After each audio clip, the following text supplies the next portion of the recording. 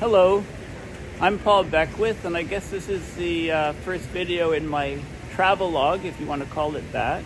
It's Thursday, November 7th, and I just took a cab from my house to the Ottawa airport, and the next step of my journey is to try to see if I can detach this canoe from the stand and go paddling in the little river there, the little canal there, without being arrested by airport security.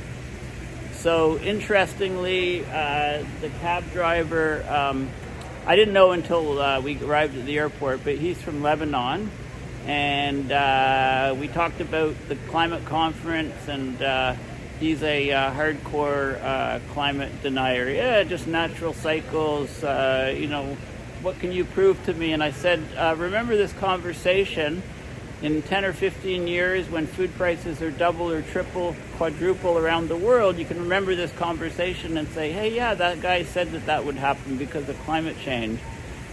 So anyway, I have a bit of a wait here. That's my luggage in the background. And yeah, I'm off on my travels.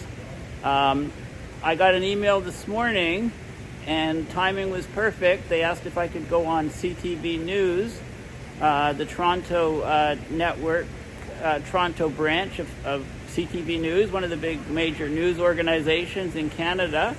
And they wanted me to come on and speak about the Copernicus report, which just came out I guess yesterday. And it was arguing that it's almost a slam dunk that the world will exceed 1.5 degrees Celsius for calendar year 2024. In fact, it could be as high as 1.55 or 1.6 even. Some individual months, basically since July of 2023, we've been above 1.5. So, if you take a 12-month consecutive running, we already passed it, this July. But it's still been climbing. There's been specific months, like I believe December 2023, and also February of this year, 2024. It looks to me, eyeballing it on the curves from this report, that we passed 1.75 degrees Celsius, approaching 1.8 Celsius, above so-called pre-industrial. And of course, pre-industrial we define, or most people define, as 1850 to 1900, the mean temperature between then. 1848 is, I think, when the first oil well was actually drilled in Baku, and they also had the first oil rig in the same place. So anyway, I talked about the reasons for the huge temperature rise in the CTV interview. I'll try to get a link to it, and if I do, I'll post it. I'll add it into the description of this video. It's nice because I'm keeping an eye on my stuff sort of indirectly. I'm surprised the security guy hasn't come over and said, is this your stuff? And tried to threaten to blow it up. Well, I shouldn't use that word. I'm in an airport. Threatened to disassemble it. Rapid unscheduled disassembly, or RUD my stuff. I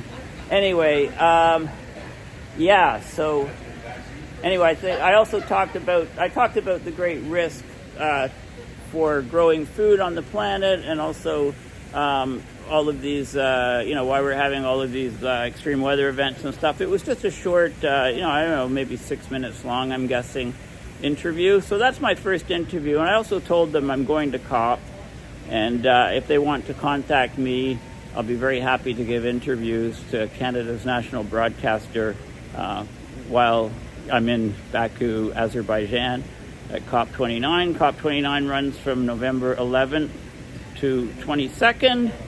My friends Heidi and Charles with the Climate Emergency Forum channel are already there. They arrived earlier this week, so and they're sending lots of pictures of as they tour the old city and so on. I think it's 2.5 million people, the town.